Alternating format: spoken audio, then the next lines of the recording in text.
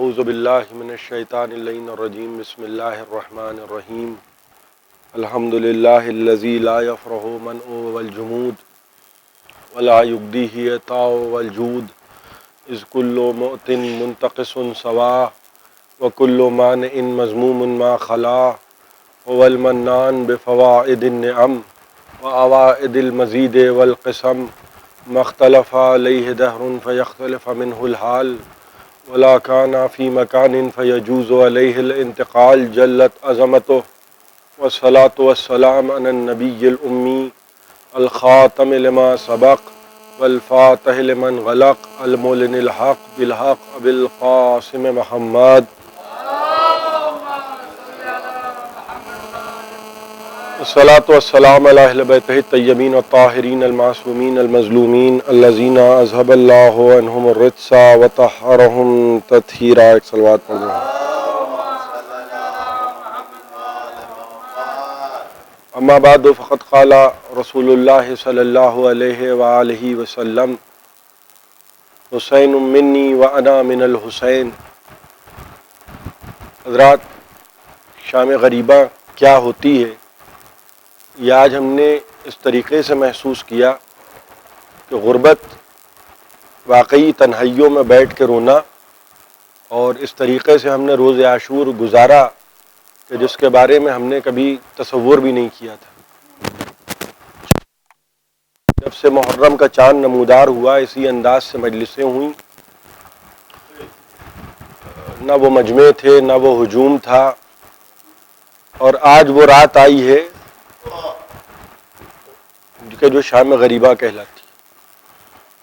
بہرحال بے بسی کا عالم ہے، مجبوریاں ہیں، اور جیے تو اگلے برس ہم ہیں اور یہ غم پھر ہے، جو چل بسے تو یہ اپنا سلام آخر ہے.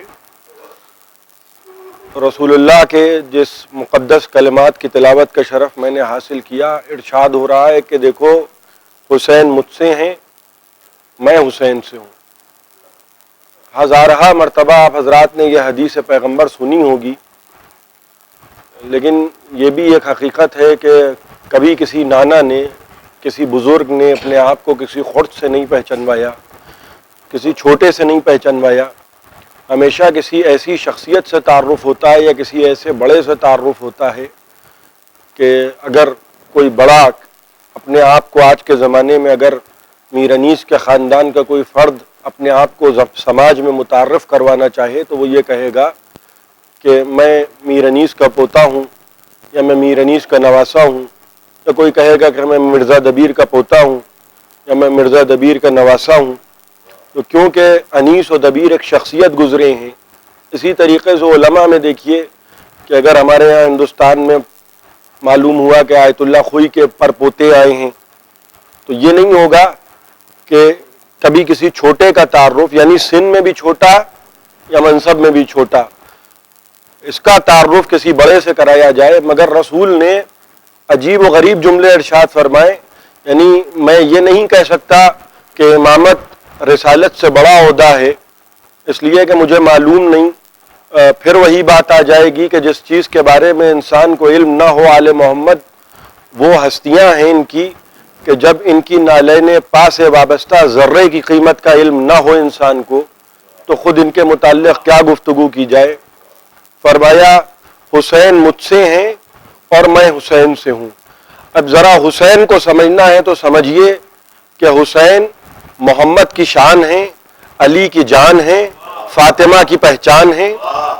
بلکہ یوں کہا جائے کہ حسین وہ ہیں کہ جو جناب آدم کا ذریعہ تعارف ہیں، نوح کے بنائی ہوئی کشتی کے نگہبان ہیں، آدم کے ابراہیم کے بنائے ہوئے کعبے کے نگہبان ہیں. حسین وہ ہیں کہ جن کی ہستی وہ ہے کہ جس کا شہرگ اسماعیل پر احسان ہے. یہ منزلت پہ پائے جاتے ہیں حسین.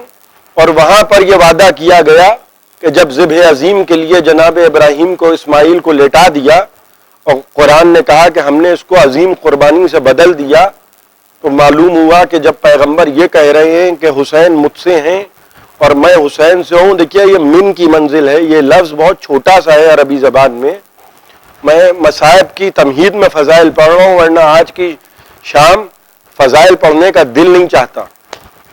بس من کی منزل سمجھ لیجئے کہ جو رسول نے فرمایا کہ مجھ سے ہے، من انا من ہوں و ہوا منی، وہ مجھ سے ہے میں اس سے ہوں. یہ میم اور نون دو لفظ ہیں جس کے عربی میں معنی ہے سے کے، یعنی جو من نہ سمجھ پائے، خدا کی قسم جو رسول کا یہ من نہ سمجھ پائے وہ غدیر کا من نہیں سمجھ پائے گا.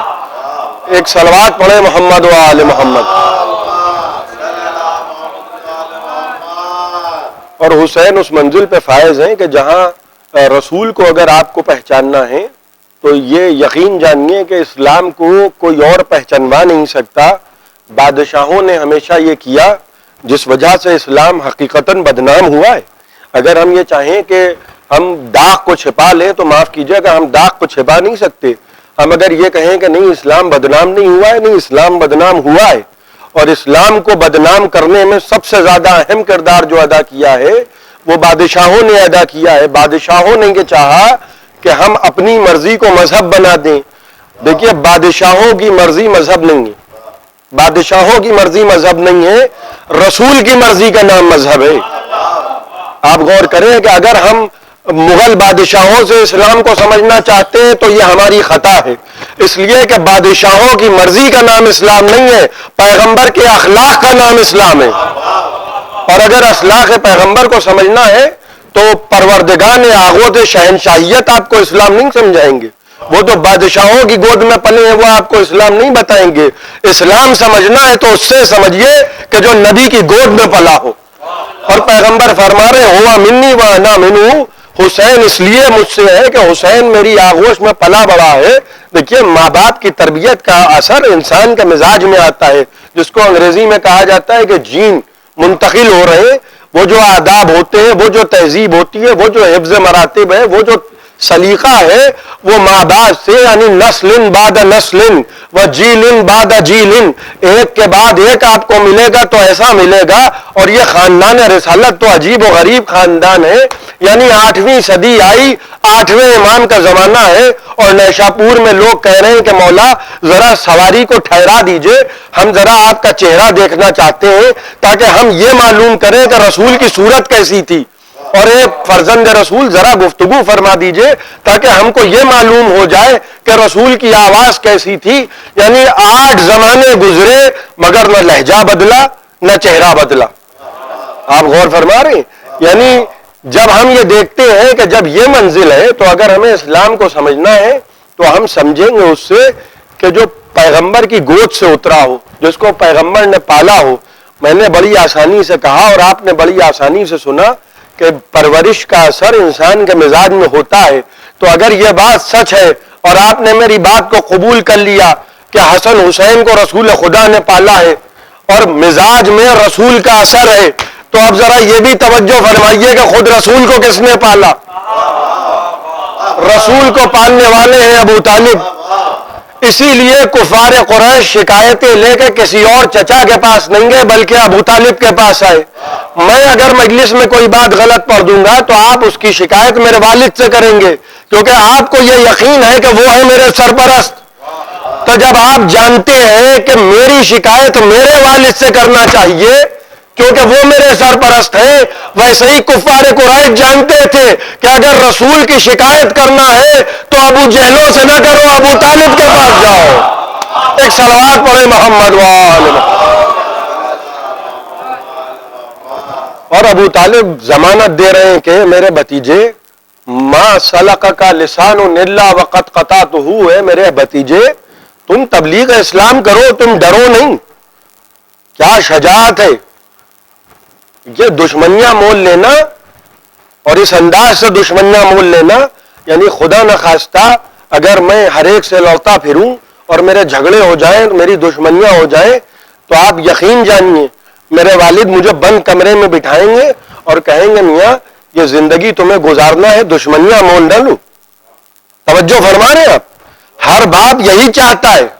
آپ کے والد بھی آپ کو یہی سمجھائیں گے، آپ کے بڑے بزرگ بھی آپ کو یہی سمجھائیں گے کہ میاں زندگی طویل ہے، دیکھو جھگڑے مول لے کے اور دشمنیاں مول لے کے زندگی نہیں گزاری جاتی. لوگوں سے مل جل کے رہو، جھگڑے مول نہ لو. آپ یقین جانے 250 شمشیریں ہیں اور گھر گھیرے ہیں, یعنی 250 قبیلے, اور ادھر اکیلے ابو طالب. مگر یہ نہیں کہہ رہے ہیں کہ بھتیجے انہی لوگوں کے درمیان رہنا ہے, ہمیں تو انہی کے درمیان زندگی گزارنا ہے. ایسا نہ ہو کہ تمہارے والد تو اس دنیا سے جا چکے, تمہاری پوری ذمہ داری میں نے اٹھائی ہے. ایسا نہ ہو کہ تمہاری دشمنی کی وجہ سے میری اولادیں بھی اسی دشمنی کی بھیٹ چڑھ جائیں. اپنے آپ کو ذرا بچا کے رکھو, اتنی دشمنیاں مول لے کے نہیں رہا جاتا. دیکھیے جناب ابو طالب کیا کہہ رہے ہیں, میرے بھتیجے تبلیغ کرتے جاؤ, کسی سے ڈرنا نہیں. توجہ فرما رہے آپ, یہ نہیں کہہ رہے کہ میرے لال دشمنیاں پال کے نہ جیو, کہہ رہے تبلیغ کرتے جاؤ. ہر وہ زبان جو تمہارے خلاف کھلے گی, اللہ وقت خطا تو ہوں, تمہارا چچا ضمانت دیتا ہے اس زبان کو گدی سے کھینچ لے گا. دیکھیے نصرت فقط لا الہ الا اللہ محمد الرسول اللہ کلمہ پڑھ کے ہاتھ میں تسبیح لے کے نہیں کی جاتی. نصرت کرنا ہے تو ابو طالب بنیے یا علی بنیے. اور فرما رہے ہیں نصرت ایسے نہیں ہوتی کہ ہم تو 1000 رکعت نماز پڑھ کے دعا مانگیں گے. نصرت کرنا ہے تو میدانوں میں آئیے, نصرت کرنا ہے تو رسول کے ساتھ ساتھ رہیے.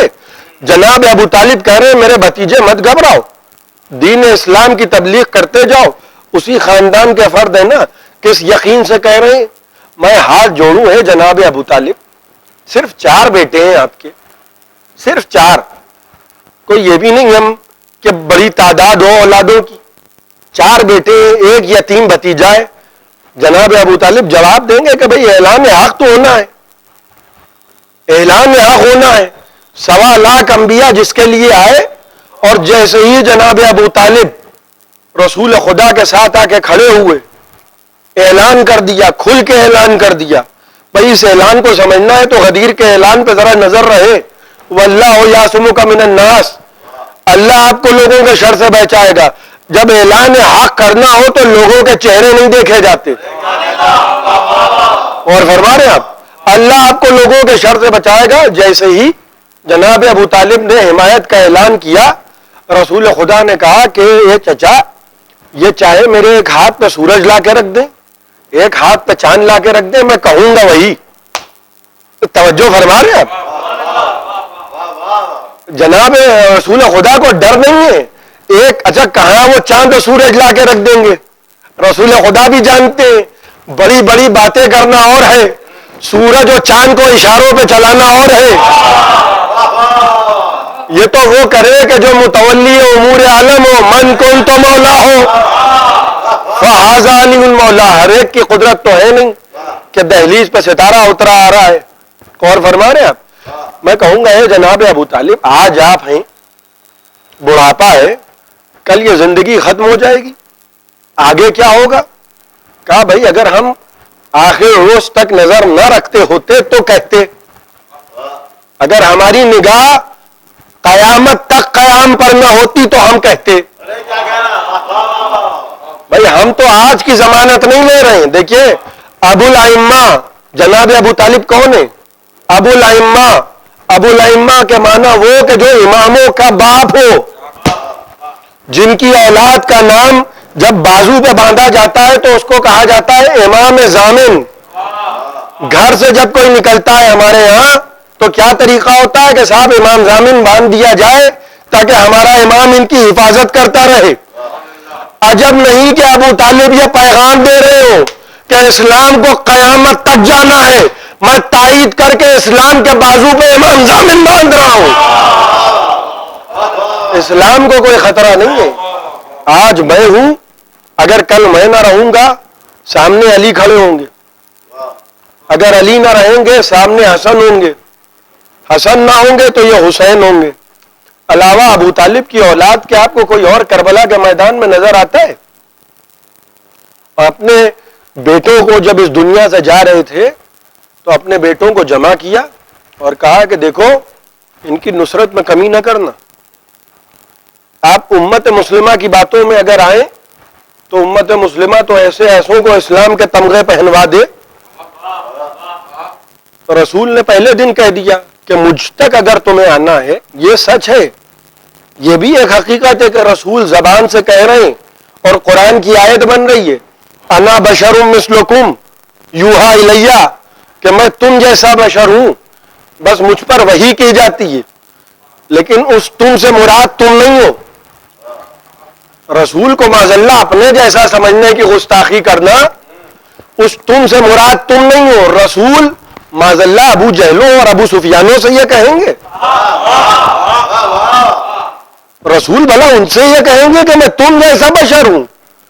ایک ہی طریقہ ہے رسول کو سمجھنے کا، رات جب گہری ہو جائے، تاریک ہو جائے، جب ہاتھ کو ہاتھ نہ سجائی دے، تب بھی بستر پہ اس کو لٹائیں کہ اگر دنیا سے رسول ہجرت کر کے مدینے سے جائیں تو خوشبو تک کی وراثت اس کے پاس ہو،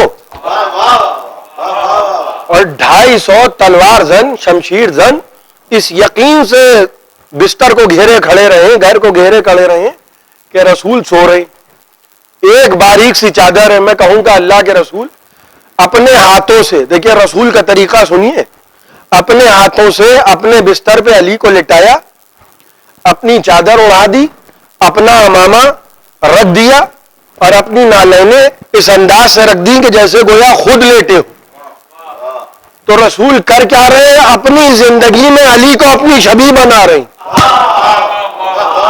غور فرما رہے ہیں، اپنی زندگی میں شبیہ بنا رہے ہیں۔ پتہ چلا شبیہ بنانا عمل رسول سے ثابت ہے، اور وہ منزل جب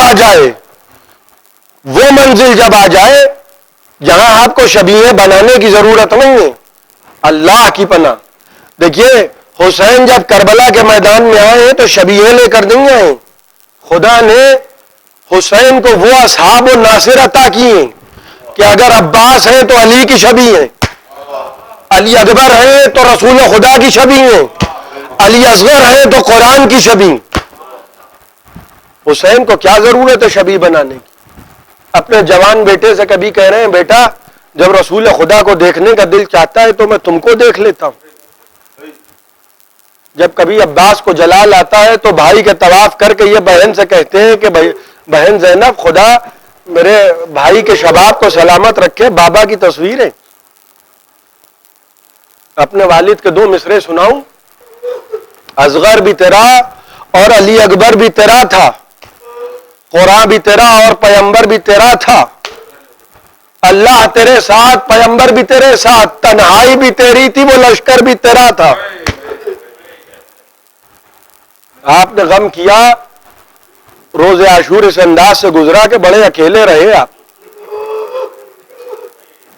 اب تک کہ تو یہ رواج تھا کہ بڑا ہجوم ہوتا تھا، لوگ کہتے تھے کہ ہم علم کا بوسہ نہیں لے پائے اس لیے کہ مجمع بہت تھا، ہم قریب پہنچ نہیں پائے، ماشاءاللہ اتنا مجمع تھا۔ لیکن آج جب ہم نے اس انداز سے غم کیا کہ گھر کے عزاخانوں میں بیٹھے رہے، 5 لوگوں میں مجلس کر لی، رو لیے، تو اب اس تنہائی کا بھی احساس ہوا کہ جو خود حسین نے روز عاشور محسوس کی۔ جب گئے ہیں اور بیٹے سے یہ کہہ کے گئے کہ میرے لال جب وطن جانا تو میرے چاہنے والوں کو میرا سلام کہنا، اور ان سے کہنا کہ کیا مطالبے ہیں، ان سے کہنا کہ جب ٹھنڈا پانی پیے تو مجھ بے کس و مظلوم کی پیاس کو یاد کر لیں، ان سے کہنا کہ اے میرے چاہنے والوں کاش تم کربلا کے میدان میں ہوتے تو دیکھتے کہ ہم کو میدان کربلا میں کس طرح رلا رلا کے مارا گیا۔ شام غریبہ کی مجلس دوردرشن پر 10 بجے آئے گی، اور 9 بجے جو ڈی ڈی یو پی ہے اس پر شام غریبہ کی مجلس آئے گی، جس کو والد محترم خطاب کریں گے۔ آپ حضرات اس مجلس کو بھی سنیے گا۔ فی الحال چند جملے میں آپ کی خدمت میں بطور ہدیہ پیش کر رہا ہوں اور قبول کریے۔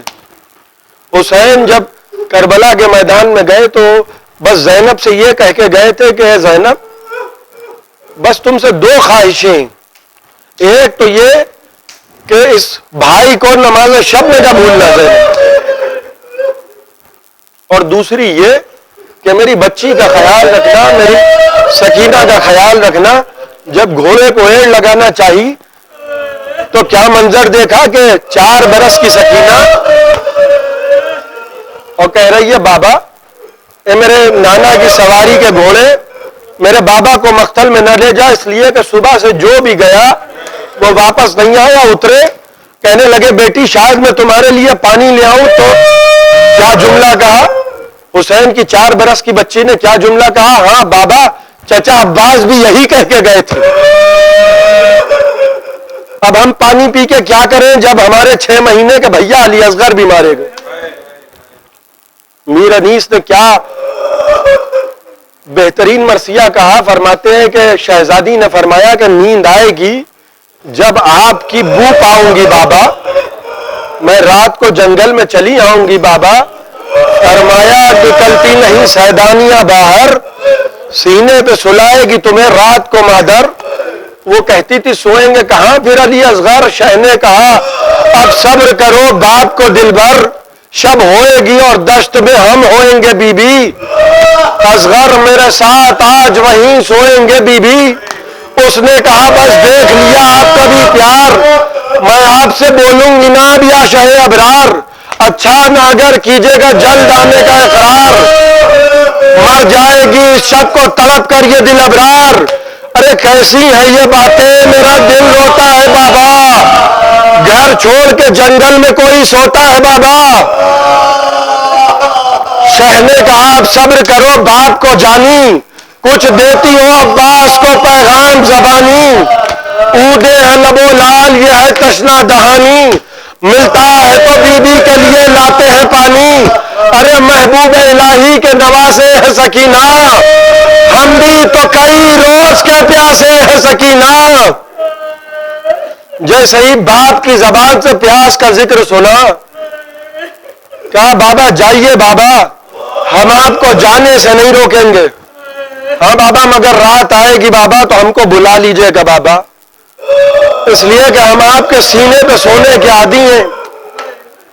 بس مجھ سے 2 جملے سنیے اور اس کے بعد والد محترم مجلس شام غریبہ کو خطاب کریں گے، آپ حضرات سماعت فرمائیے۔ حسین کربلا کے میدان میں گئے، 4 برس کی بچی، عجیب محبتوں میں گرفتار ہے حسین، وہاں صغرا منتظر ہیں کہ شاید بابا سکینہ کی محبت میں ہمیں بھول گئے، یہاں در خیمہ پہ سکینہ منتظر ہیں۔ جب رات ڈھل گئی بابا نہیں آئے، خیموں میں آگ لگ گئی بابا نہیں آئے، چادریں چھن گئی بابا نہیں آئے، 6 مہینے کے علی اصغر کا گہوارہ جل گیا بابا نہیں آئے۔ اب جو شام آئی تو یہ شام غریبہ ہے، یہ غریبوں کی شام، یہ یتیموں کی شام، یہ مسکینوں کی شام، یہ اسیروں کی شام، یہ عرش نشینوں کے فرش پہ آنے کی شام۔ شہزادی زینب نے ایک مرتبہ طواف شروع کیا، بچوں کو گننا شروع کیا، سارے بچے مل گئے، کچھ بچے پیاس پانی پینے کے لیے فرات کے کنارے پہنچے مگر فرات تک پہنچ نہ پائے، پیاس نے ان کو اس بات کی اجازت نہ دی کہ وہ فرات سے جا کے پانی پی لیتے، کچھ بچوں کی لاشیں فرات کے قریب مل گئی، سب مل گئے مگر وہ بچی کے جس کو جاتے جاتے حسین حوالے کر کے گئے تھے، وہ بچی کہیں نظر نہ آئی۔ خدا آپ کی آوازوں پر رحمت نازل کرے، بس میں نے آپ کی زحمتوں کو تمام کیا۔ شہزادی زینب نے شہزادی ام کلثوم سے فرمایا کہ بہن غضب ہو گیا، کہیں سکینہ نظر نہیں جا رہی۔ ایک مرتبہ کہنے لگی ام کلثوم ذرا بچوں کا خیال رکھنا، عابد بیمار کا خیال رکھنا، ہم ذرا سکینہ کو ڈھونڈ آئے۔ ایک مرتبہ مقتل میں بڑھی، شہزادی زینب مقتل کی طرف بڑھی، لاش قاسم کے قریب آئیں، اے قاسم کہیں بہن کو دیکھا ہے؟ جواب نہیں آیا۔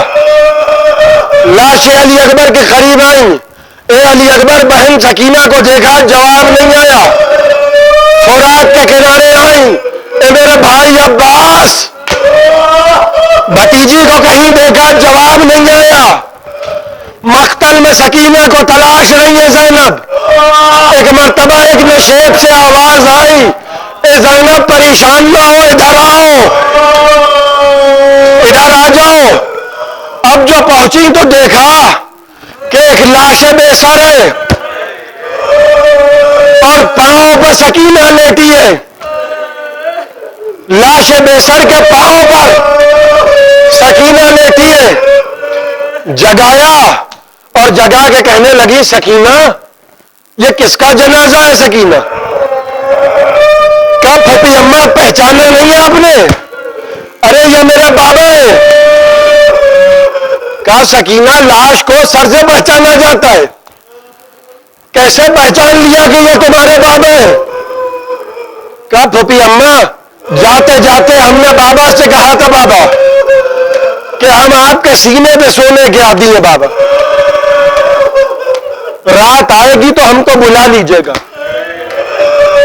پھوپھی اماں جب بابا نہیں آئے تو ہم خود مقتل کی طرف آئے، ہم نے بابا کو پکارنا شروع کیا۔ بس اس لاش بے سر سے آواز آئی، الیہ الیہ سکینہ، سکینہ ہمارے پاس آؤ۔ اے پھوپھی اماں یوں تو ہم بابا کے سینے پہ سونے کے عادی ہیں نا۔ اے پھوپھی اماں مگر بابا کے سینے پر اتنے تیر تھے کہ ہم سو نہیں پا رہے تھے، ہم سے تیر نہیں نکل پا رہے تھے۔ بڑی کوشش کی، آخر میں تھک کے ہم بابا کے قدموں پہ سو گئے۔ اے پھوپھی اماں ہم نے بابا کو بتا دیا، اے بابا آپ کے بعد خیموں میں آگ لگ گئی، اے بابا آپ کے بعد چادریں چھین لی گئی، اے بابا آپ کے بعد شمر نے ان رخساروں پر تماچے مارے جن پر آپ بوسے دیتے تھے بابا، گوشوارے چھین لیے۔ یہ شام غریبہ ہے بابا۔ سیعلم الذین ظلموا أَيَّ منقلب ينقلبون۔ انا للہ و انا الیہ راجعون۔